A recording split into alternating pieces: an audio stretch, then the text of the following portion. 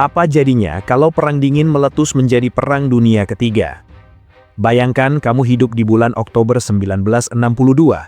Dunia sedang menahan napas. Amerika Serikat dan Uni Soviet saling menodongkan senjata nuklir karena penempatan rudal di Kuba. Semua orang menunggu siapa yang akan menarik pelatuk duluan. Titik paling kritis dari ketegangan ini terjadi pada tanggal 27 Oktober, hari yang sejarah catat sebagai Sabtu Hitam. Mari kita turun jauh ke bawah permukaan air Laut Sargasso untuk melihat pemicunya. Di sana, sebuah kapal selam diesel kelas Foxtrot milik Uni Soviet bernama B-59 sedang bersembunyi. Kondisi di dalam lambung Daja itu sangat mengerikan. Suhu ruangan menembus 45 derajat Celcius. Para kru bermandi keringat, bernapas terengah-engah menghirup udara berbau oli yang pekat oleh karbon dioksida. Sistem pendingin ruangan mati total akibat daya baterai yang kritis. Mereka terisolasi sepenuhnya dari komando pusat di Moskow. Di atas permukaan laut, 11 kapal perusak Angkatan Laut Amerika Serikat mengepung rapat posisi B-59. Armada Amerika ini menjatuhkan granat kedalaman secara berkala. Tujuan mereka memaksa awak Soviet naik ke permukaan. Rentetan ledakan bawah air ini mengguncang keras lambung B-59. Lampu indikator berkedip merah menyilaukan. Suara lengkingan logam berderak mengisi setiap lorong sempit. Guncangan kuat melemparkan Komandan Valentin Savitsky hingga membentur dinding panel. Savitsky mengambil kesimpulan mutlak dari ledakan yang terus menderu ini. Serangan beruntun ini memastikannya bahwa perang besar telah pecah di atas sana. Ia bangkit dan melangkah cepat ke stasiun komunikasi. Suaranya bergema tegas memberi perintah kepada perwira persenjataan. Savitsky menginstruksikan persiapan senjata pamungkas mereka. Sebuah torpedo nuklir T-5 berhulu ledak 15 kiloton masuk ke dalam laras peluncur utama. Wakil Komandan Vasily Arkhipov menyuarakan penolakannya dan menyarankan mereka mencari konfirmasi ke permukaan. Savitsky mengabaikan peringatan itu sepenuhnya. Ia memegang kendali taktis absolut di tengah isolasi laut dalam tersebut. Tombol peluncuran ditekan kuat-kuat. Torpedo mematikan itu melesat cepat membelah air laut menuju pusat formasi armada Amerika.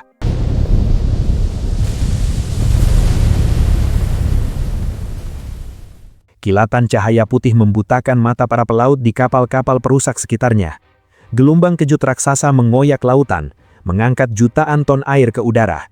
Struktur kapal induk itu hancur berkeping-keping. Ratusan nyawa menguap dalam hitungan detik akibat suhu ekstrim ledakan. Kabar kehancuran USS Randolph melesat menuju ruang komando Pentagon melalui saluran komunikasi darurat.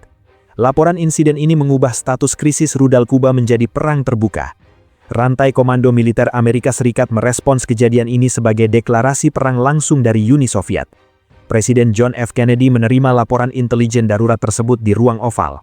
Ketegangan memenuhi ruangan saat ia membaca rincian jumlah korban jiwa. Ia memanggil Menteri Pertahanan bersama para Jenderal Staf Gabungan. Kennedy segera memberikan otorisasi serangan balasan penuh. Ia memerintahkan Komando Udara Strategis meluncurkan serangan udara masif ke seluruh pangkalan misil Soviet di tanah Kuba. Perang Dunia Ketiga resmi dimulai.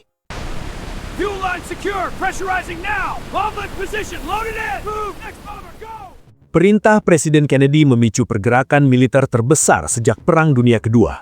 Sirine meraung di seluruh pangkalan udara daratan Amerika Serikat. Ratusan pesawat pengebom B-52 Stratofortress memanaskan mesin dan lepas landas secara bergelombang. Pesawat-pesawat raksasa ini terbang membelah awan menuju langit Karibia. Sesampainya di atas Kuba, mereka menjatuhkan ribuan ton bom ke arah fasilitas peluncuran rudal Soviet. Ledakan beruntun menghancurkan infrastruktur pelabuhan dan pangkalan militer musuh secara masif. Serangan udara ini membuka jalan bagi operasi pendaratan amfibi. Ribuan marinir Amerika Serikat menyerbu pantai-pantai Kuba menggunakan armada kapal pendarat. Mereka berlari menembus pasir pantai untuk mengamankan garis depan pertahanan.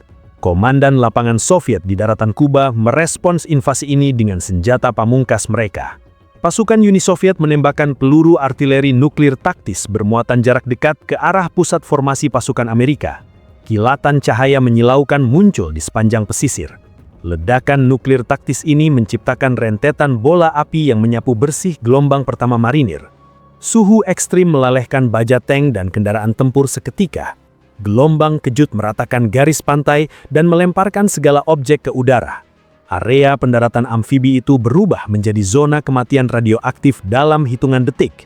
Asap hitam mengepul tinggi membawa debu beracun ke atmosfer Karibia. Berita tentang pertempuran nuklir di Kuba memicu reaksi keras di Kremlin. Nikita Khrushchev mengeluarkan perintah mobilisasi total dari ruang komandonya di Moskow. Perintah ini menggerakkan seluruh mesin perang Blok Timur. Di perbatasan yang membelah wilayah Jerman, ribuan tank T-55 milik Uni Soviet dan Pakta Warsawa menghidupkan mesin secara serentak. Kolom baja raksasa ini menerobos masuk melalui celah geografis Fulda Gap menuju wilayah Jerman Barat. Artileri berat Soviet menghujani posisi pertahanan NATO secara konstan. Rentetan gempuran peluru merobek barisan pertahanan pasukan perbatasan Amerika dan sekutunya. Ribuan tentara komunis merangsek maju dan menduduki wilayah-wilayah strategis di Jerman Barat. Eropa seketika kembali menjadi medan pertempuran darat berskala raksasa. Kehancuran menyebar cepat menyelimuti kota-kota Eropa akibat baku tembak dan gempuran meriam darat. Eskalasi global yang lepas kendali ini memaksa militer Amerika Serikat mengeluarkan kartu truf mematikan mereka. Di markas besar Strategic Air Command di Omaha, Jenderal Thomas Power mengambil keputusan akhir. Ia mengeksekusi rencana rahasia bernama SIOP-62 atau Single Integrated Operational Plan. Para operator membuka brankas dokumen dan memutar kunci otorisasi peluncuran secara serentak di berbagai pangkalan. SIOP-62 merancang skenario penghancuran total secara terpadu. Dokumen ini mengaktifkan seluruh armada nuklir strategis Amerika Serikat pada waktu yang bersamaan. Kapal selam Polaris di kedalaman samudra bersiap menembakkan rudal balistik mereka. Ratusan rudal antar benua di dalam silo bawah tanah menyelesaikan tahap perhitungan mundur peluncuran. Target operasi ini mencakup seluruh kota besar, pangkalan militer dan kompleks industri dari Moskow, Leningrad hingga Beijing. Mesin kiamat telah dihidupkan sepenuhnya dan belahan bumi utara bersiap menerima hujan api raksasa.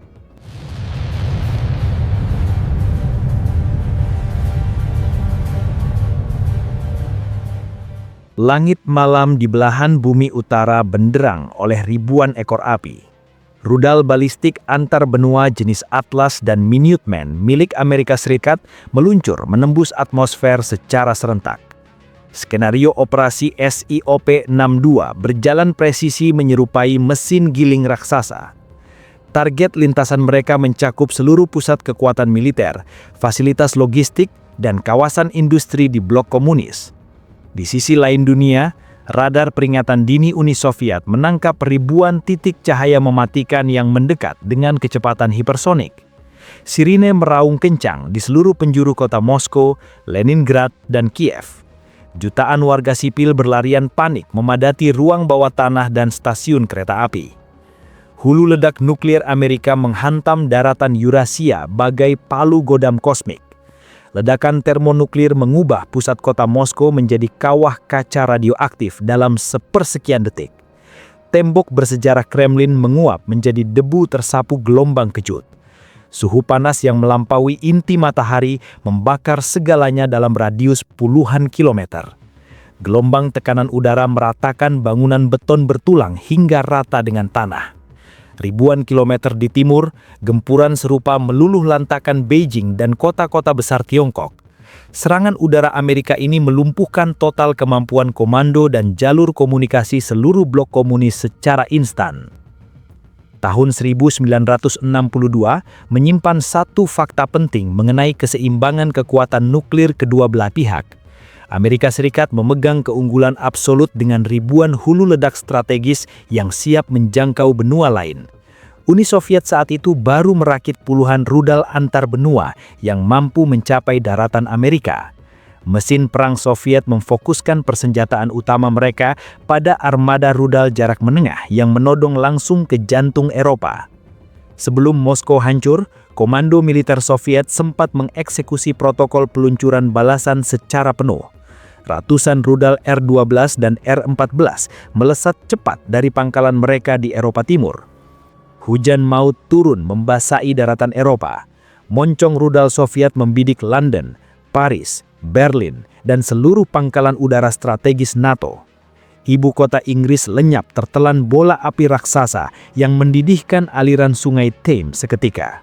Menara Eiffel di Paris meleleh dan ambruk terhantam gelombang kejut yang sangat masif.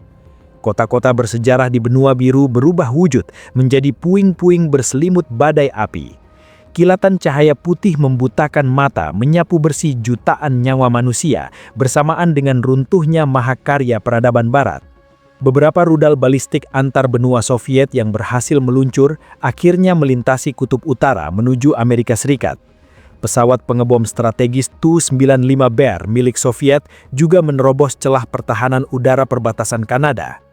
Hulu ledak berdaya ledak megaton menghantam pesisir timur Amerika Serikat dengan telak. Gedung Putih dan seluruh pusat pemerintahan federal di Washington DC hancur lebur berserakan. Kota New York tenggelam dalam lautan api yang melahap habis gedung-gedung pencakar langit. Serangan presisi Soviet juga menghantam markas komando udara strategis di Omaha, mengubah pusat saraf militer Amerika menjadi kawah menganga berbau belerang. Pertukaran senjata pamungkas ini berlangsung dalam durasi yang sangat singkat. Dalam waktu kurang dari 12 jam, fondasi peradaban modern di belahan bumi utara runtuh sepenuhnya. Jaringan listrik dan komunikasi global mati total. Asap hitam pekat mengepul dari ribuan kota yang terbakar, perlahan naik meracuni lapisan stratosfer. Jutaan ton debu radioaktif menyebar luas mengikuti arah angin. Kehancuran infrastruktur raksasa ini menandai babak akhir dari hegemoni negara-negara adidaya. Penduduk bumi kini harus bersiap menghadapi musim dingin buatan yang siap merenggut sisa kehidupan.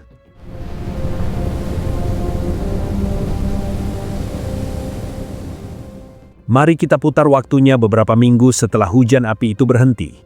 Babak baru ini membawa kengerian yang jauh lebih mencekam bagi para penyintas. Asap hitam pekat dari ribuan kota yang terbakar terus mengepul dan menggumpal tebal di lapisan stratosfer. Jutaan ton jelaga memblokir cahaya matahari sepenuhnya. Langit di seluruh belahan bumi utara berubah warna menjadi abu-abu gelap sepanjang hari. Suhu global anjlok drastis dalam waktu sangat singkat. Musim dingin buatan ini membekukan daratan Amerika Utara, Eropa, dan sebagian besar Asia. Salju hitam beracun turun perlahan menyelimuti puing-puing peradaban modern. Badai radioaktif menyapu daratan luas tersebut, membawa radiasi mematikan bagi siapa saja yang bernapas di udara terbuka. Struktur pemerintahan pusat lumpuh sepenuhnya. Para pemimpin negara dan pejabat tinggi telah musnah bersama ibu kota mereka. Rantai komando militer terputus selamanya. Para jenderal lapangan yang selamat mengambil alih sisa-sisa pasukan di lapangan. Mereka mendirikan kantong-kantong pertahanan kecil di bawah penerapan darurat militer yang sangat brutal. Tentara bersenjata menjaga ketat sumber air bersih dan gudang kaleng makanan yang berharga. Warga sipil berebut ruang sempit di stasiun kereta bawah tanah dan bunker-bunker beton. Kita harus melihat fakta logistik pada awal dekade 1960-an. Distribusi barang dan pasokan makanan dunia saat itu sangat bergantung pada jaringan rel kereta api dan aktivitas pelabuhan laut besar. Serangan bom nuklir menghancurkan seluruh simpul transportasi utama ini menjadi kawah-kawah menganga. Jalur pasokan pangan terputus permanen. Ladang gandum mahaluas di Midwest Amerika, Ukraina, dan Tiongkok membeku di bawah lapisan es. Tanaman pertanian layu dan mati seketika. Gagal panen massal berskala global menghantam keras sisa-sisa populasi manusia. Lumbung-lumbung makanan mengering dengan sangat cepat. Kelaparan akut merajalela menyapu jutaan nyawa setiap harinya. Angka kematian akibat cuaca ekstrim, penyakit radiasi dan kelaparan ini meroket tajam melampaui jumlah korban ledakan bom di hari pertama. Manusia memperebutkan sisa kalori di reruntuhan bangunan kota. Hegemoni dua negara adidaya yang sebelumnya mendikte arah sejarah dunia runtuh bersama turunnya abu radioaktif tersebut. Belahan bumi utara resmi berubah menjadi gurun kematian bersuhu -derajat celcius. Sisa-sisa umat manusia yang bertahan hidup kini mengarahkan pandangannya jauh ke selatan Khatulistiwa demi mencari tempat yang masih bisa dihuni.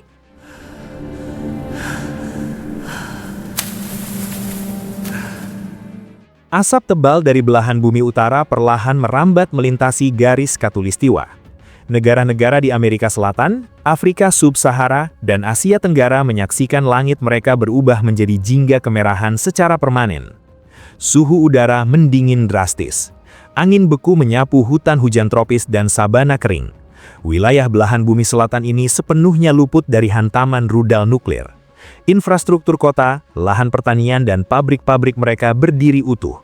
Ratusan juta penduduk selatan tiba-tiba menyadari satu kenyataan absolut. Mereka memegang kendali tunggal atas masa depan spesies manusia. Pergeseran kekuasaan politik dunia terjadi dalam hitungan hari. Gerakan non-blok otomatis mengisi kekosongan kursi kepemimpinan global. Di Asia Selatan, India memobilisasi seluruh kekuatan militer dan kapasitas industrinya. Pemerintahan di New Delhi segera mengambil alih kendali jalur pelayaran strategis di Samudra Hindia. Pabrik-pabrik tekstil dan baja beralih fungsi memproduksi peralatan bertahan hidup, obat-obatan, dan rekayasa pertanian. Masyarakat India bersatu padu menghadapi ancaman gagal panen akibat penurunan suhu global. India mengukuhkan posisinya sebagai negara adidaya baru dengan populasi produktif terbesar di sisa peradaban bumi. Kondisi geopolitik di Asia Tenggara juga mengalami perubahan instan. Indonesia di bawah arahan Presiden Soekarno mengambil langkah cepat untuk mengonsolidasikan kawasan. Tentara Nasional Indonesia mengerahkan armada lautnya untuk mengamankan Selat Malaka dan rute perdagangan maritim utama. Jakarta menjelma menjadi pusat komando dan diplomasi bagi negara-negara Asia yang selamat dari kiamat kecil tersebut. Kapal-kapal niaga berbendera Indonesia berlayar mendistribusikan cadangan beras, minyak bumi, dan komoditas penting ke negara-negara tetangga. Krisis global ini memaksa negara-negara yang bersitegang untuk berjabat tangan. Indonesia membangun aliansi darurat bersama Australia yang menampung sisa-sisa armada persemakmuran Inggris. Konflik perebutan Irian Barat yang sedang memanas pada tahun 1962 seketika dikesampingkan demi kelangsungan hidup umat manusia. Gabungan militer kedua negara ini menciptakan blok pertahanan tangguh di Pasifik Selatan. Pasukan patroli bersama menyisir perairan secara konstan demi menjaga stabilitas kawasan dari ancaman perompak dan kelompok paramiliter liar. Di belahan barat, Brazil dan Argentina mengambil alih kendali benua Amerika Selatan. Mereka memfokuskan seluruh sumber daya pada produksi pangan skala masif. Peternakan sapi dan ladang jagung di dataran Pampas Argentina menjadi urat nadi kehidupan baru bagi jutaan manusia. Angkatan bersenjata mereka menjaga ketat perbatasan dan pelabuhan laut dari segala ancaman luar. 6 bulan pasca perang, gelombang migrasi paling masif dalam sejarah manusia dimulai. Ribuan armada laut dari Eropa dan Amerika Utara berlayar menembus badai laut menuju perairan hangat di selatan. Kapal-kapal ini mengangkut jutaan pengungsi kulit putih dari negara-negara dunia pertama yang putus asa melarikan diri dari musim dingin nuklir. Mereka berdesakan di dek kapal kargo, kapal nelayan hingga sisa-sisa kapal perusak yang nyaris kehabisan bahan bakar. Kondisi fisik para pengungsi ini sangat memprihatinkan akibat paparan debu radioaktif, kelaparan parah, dan wabah penyakit kudis. Armada pengungsi ini merapat bersusulan di pelabuhan Rio de Janeiro, Lagos, Mumbai, dan Tanjung Priok. Dinamika sejarah berputar 180 derajat. Negara-negara bekas jajahan memegang palu hakim atas nasib mantan penjajah mereka. Pemerintah di poros selatan mendirikan kamp-kamp karantina raksasa di sepanjang garis pantai dengan penjagaan militer bersenjata lengkap. Tim medis dan petugas imigrasi menyeleksi ketat setiap pendatang yang merapat. Insinyur, dokter, ilmuwan, dan teknisi ahli mendapat prioritas utama untuk masuk dan membantu membangun tata dunia baru. Pusat gravitasi ekonomi, teknologi, dan kebudayaan dunia menetap secara permanen di sepanjang garis khatulistiwa. Telinga Anda tampak sehat. Terima kasih, dokter. Paspor Anda sudah disahkan. Baik, terima kasih. Mari kita lihat wujud akhir peradaban umat manusia pasca 1962 ini. Dunia baru merangkak bangun dengan wajah yang sangat berbeda. Seluruh negara menghentikan proyek perlombaan luar angkasa dan program komputerisasi secara serentak. Ilmuwan sedunia mengalihkan fokus riset mereka 100% pada rekayasa pertanian bertahan hidup, penyaringan air bersih, dan penciptaan teknologi mekanik dasar. Pabrik-pabrik raksasa di Khatulistiwa memproduksi traktor, kincir angin komunal, generator uap, dan fasilitas hidroponik berskala masif. Semua mesin ini bekerja keras menopang kehidupan miliaran populasi di tengah anjloknya suhu bumi. Era Perang Dingin telah menemui garis akhirnya. Konflik ideologi terbesar abad ke-20 itu menelan habis nyawa kedua pemain utamanya. Amerika Serikat dan Uni Soviet gugur menjadi kawah-kawah radioaktif. Tanah kelahiran mereka terkubur rapat di bawah lapisan es dan salju beracun. Generasi manusia baru yang tumbuh di belahan bumi selatan mengingat masa lalu tersebut sebagai peringatan paling berdarah. Trauma kolektif ini membentuk arah kompas moral peradaban. Sebuah keseimbangan global yang kokoh lahir dari tangan aliansi negara-negara selatan. Para pemimpin Asia, Afrika, dan Amerika Selatan membentuk Dewan Pemerintahan Dunia yang baru di Jakarta. Mereka meresmikan Fakta Keamanan Universal dengan aturan main yang sangat tegas. Perjanjian mutlak ini memerintahkan pemusnahan total segala bentuk senjata nuklir di muka bumi. Dewan Dunia mengirim pasukan ekspedisi khusus untuk menyisir sisa-sisa pangkalan militer di wilayah utara yang membeku. Pasukan elit ini menonaktifkan dan melebur setiap hulu ledak mematikan yang tertinggal. Bumi menyembuhkan lukanya secara perlahan berdekade-dekade kemudian. Lapisan jelaga di stratosfer kian menipis seiring berjalannya waktu. Sinar matahari kembali menembus awan tebal dan menyentuh dataran es di utara. Umat manusia melangkah maju membawa memori kelam tersebut sebagai bekal paling berharga. Mereka membangun ulang peradaban dengan menempatkan kelestarian kehidupan sebagai hukum tertinggi. Kiamat kecil tahun 1962 itu memaksa umat manusia bersatu demi mempertahankan keberadaan spesies mereka sendiri di alam semesta. Gimana menurut kamu skenario sejarah alternatif ini? Tulis pendapat liar kamu tentang wujud dunia pasca kiamat nuklir ini di kolom komentar di bawah. Pastikan kamu tekan tombol like dan subscribe channel Kopral Gondrong supaya kita bisa terus meracik skenario-skenario gila sejarah dunia lainnya. Bagikan video ini ke teman-teman kamu yang suka membahas taktik militer dan sejarah. Sampai jumpa di video berikutnya, tetap waspada dan salam sejarah.